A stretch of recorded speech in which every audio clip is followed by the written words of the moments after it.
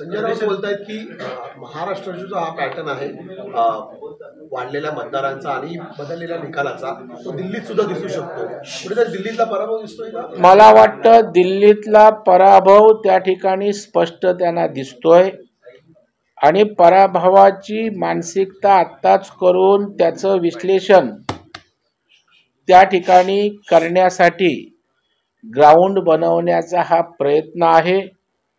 म्हणजे अगोदर आम्ही बोललो होतो ते खरं झालं, अशा प्रकारचं नॅरेटिव्ह सेट करण्याचा प्रयत्न आहे. परंतु दिल्लीची जनता भारतीय जनता पार्टीला त्या ठिकाणी बहुमत देईल आणि तिथल्या विकासासाठी पुन्हा एकदा दालन खुलं होईल. संजय राऊत, राहुल गांधी यांना अपयश दिसतंय. संजय राऊतांचा पक्षच नाही, तिथे उमेदवारच नाहीत. परंतु उरलं सुरलं अस्तित्व काँग्रेस आईचं संपुष्टात येईल.